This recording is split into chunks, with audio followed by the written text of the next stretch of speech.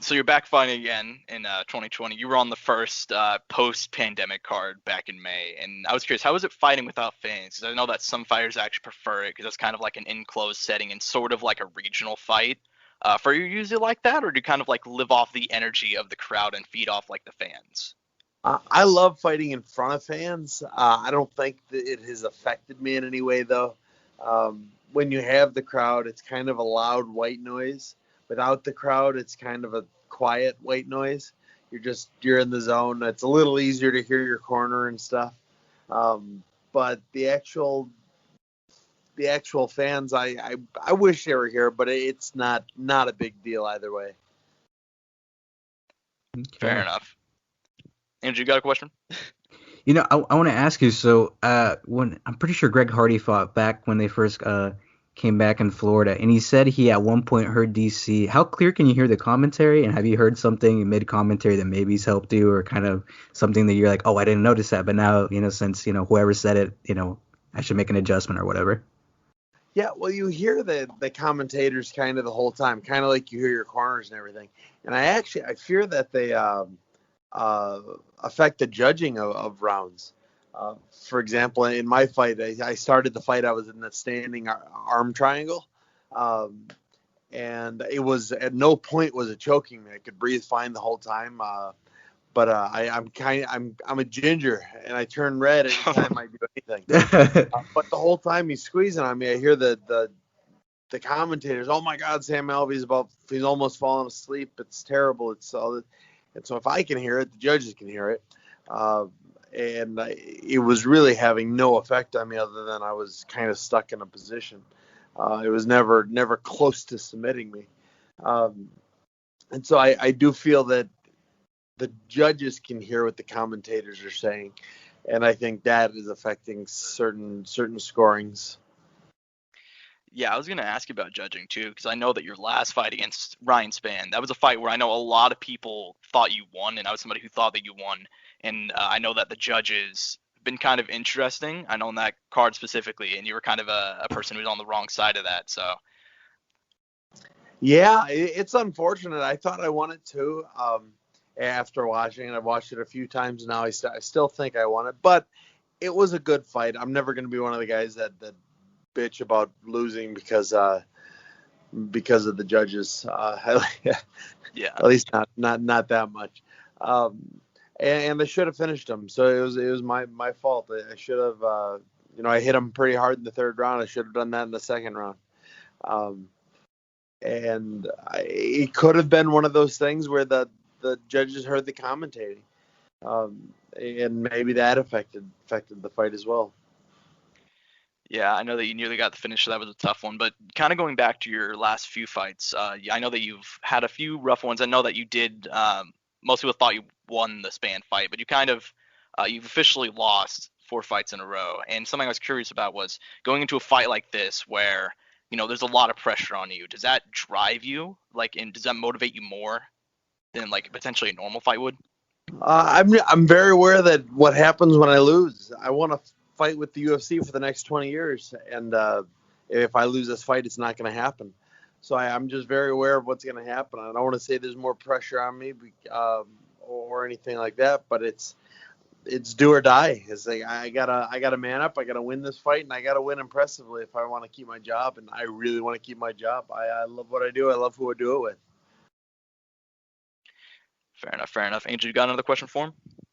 This might be like I don't know if you've answered it in the past, but is there anybody you kind of look up to? Maybe not even necessarily another fighter, but an athlete or kind of like some sports figure that always kind of inspired you or their mentality, just ever throughout time?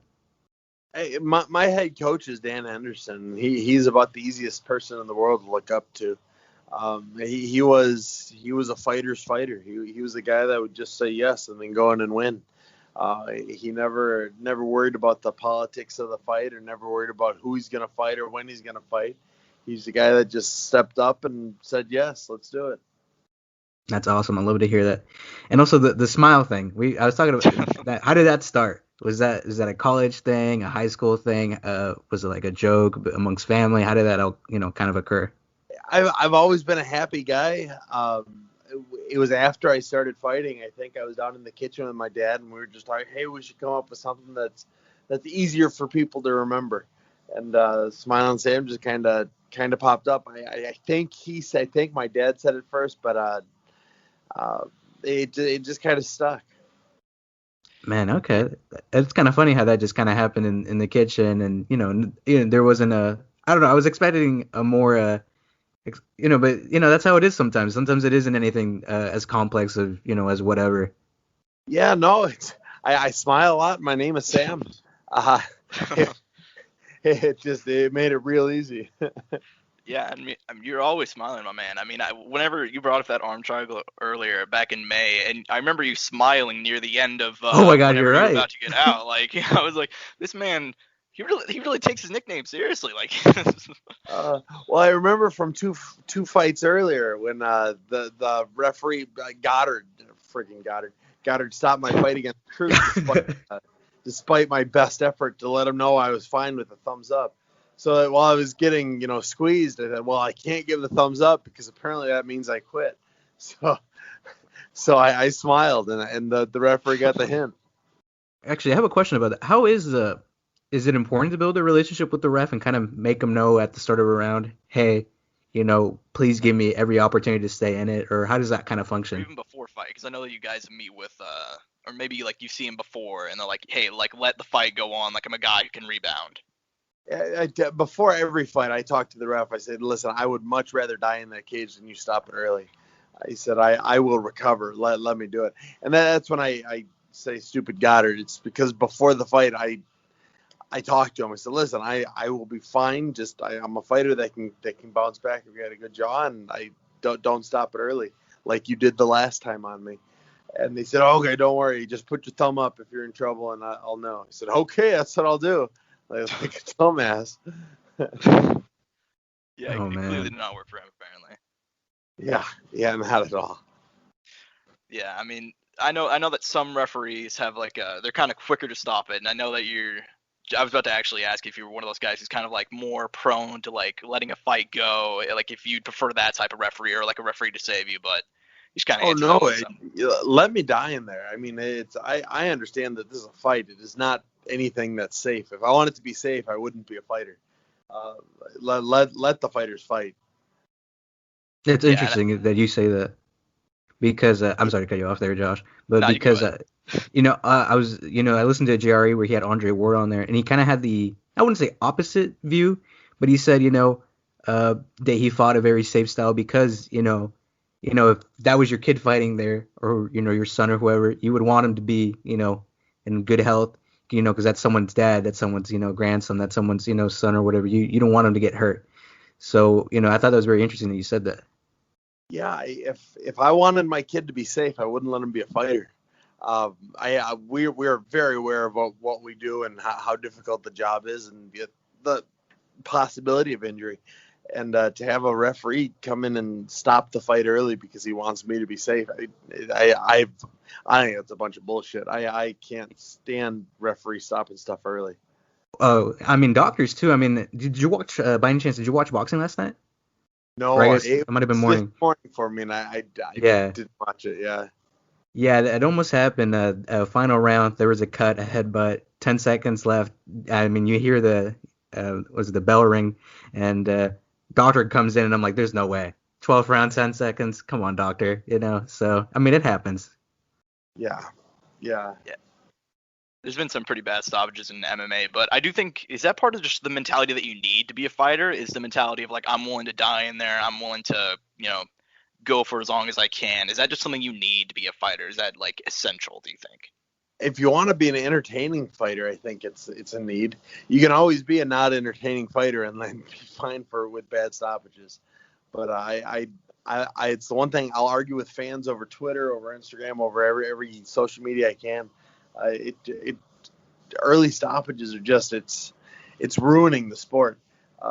And I think it's recently that referees have started stopping everything early. If you look at some of the amazing fights that would have never happened had the referees of today been reffing it. Dan Henderson versus Shogun would have never happened.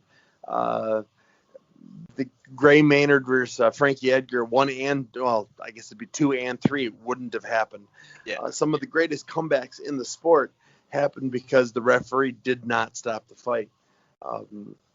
And that's just referees today would have prevented some of the greatest fights in the history of MMA from happening.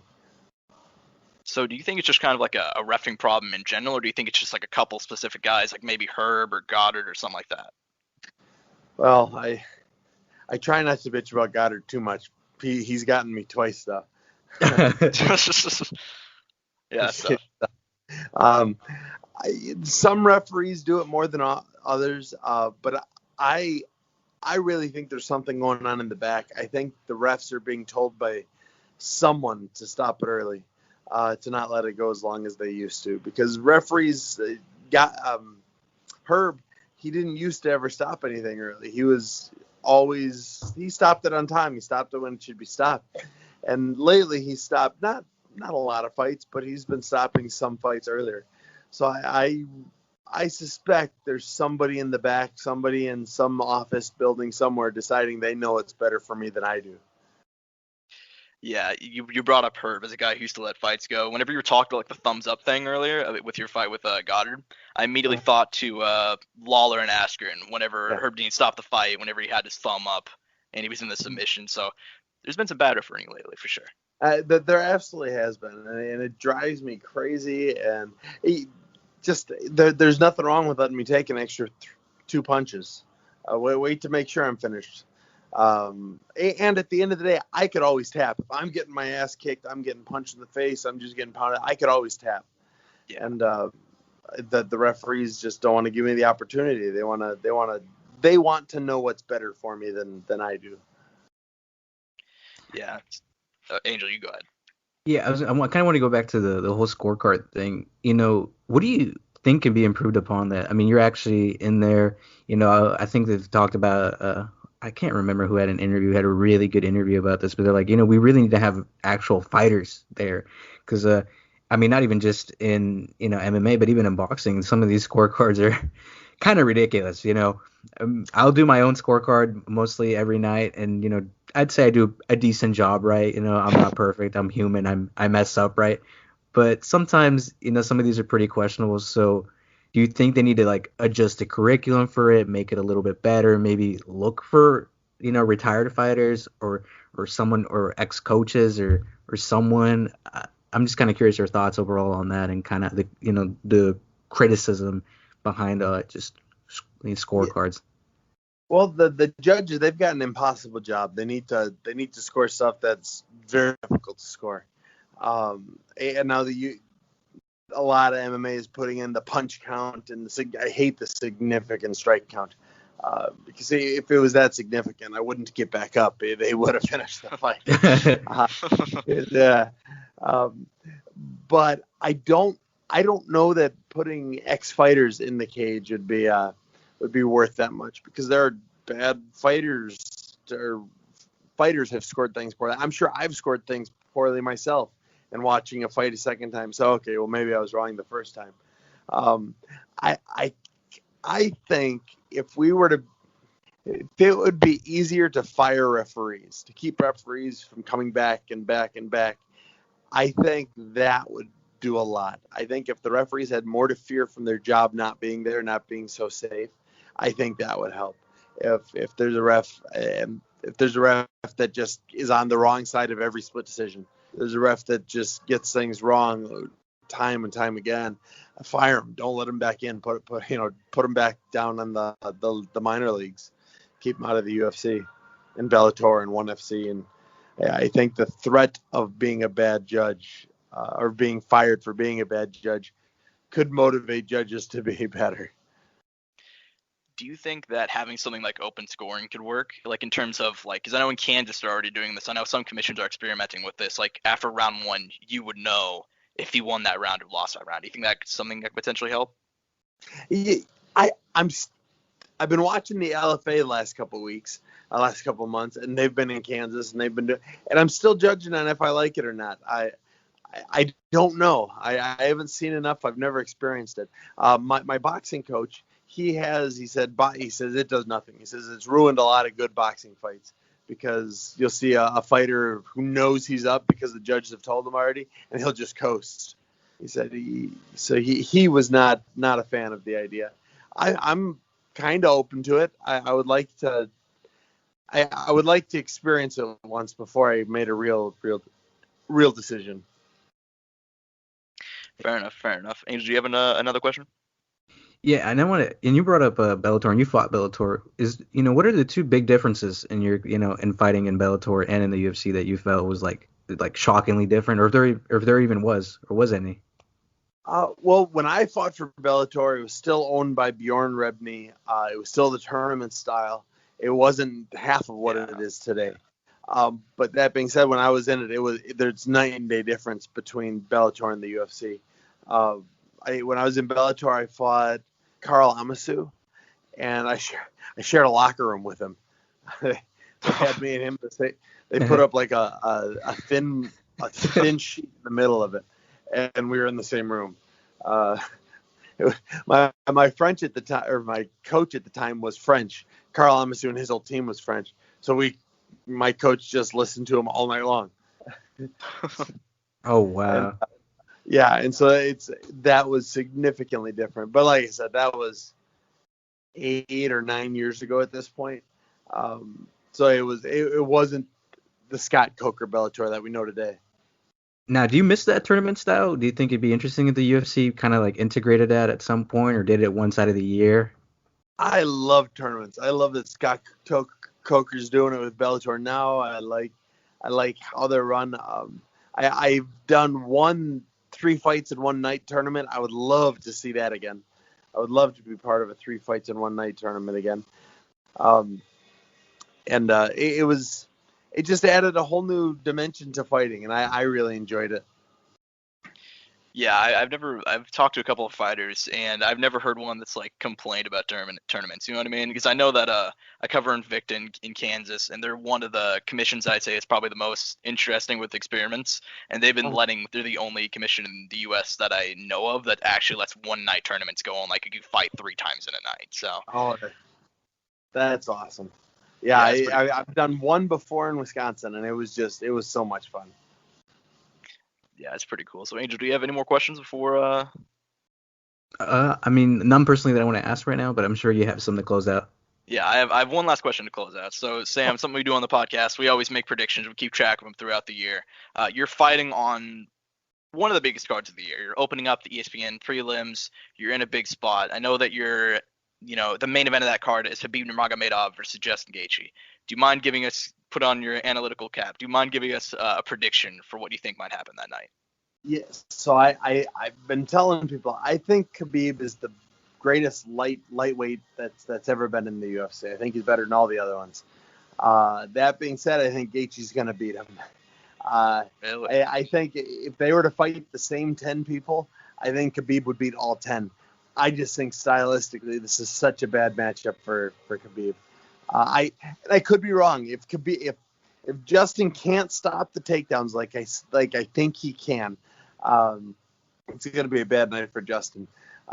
So maybe I'm underestimating how good a shot and how good a takedown Khabib's going to have, but I think he's going to be a step behind Gaethje all night. Yeah, that's what I'm kind of on the same wavelength about. I see a lot of people saying styles make fights when it comes to that one. So thanks for your prediction. Thanks for coming on the show, man. That was all the questions we had. We really appreciate it. You're one of the first fighters to actually get back to us on coming on to the show, so we really appreciate it. No, you're very welcome. Thank you for having me on. Thanks. Have a nice day, man. Yeah, you too. Have a great day. Thank you.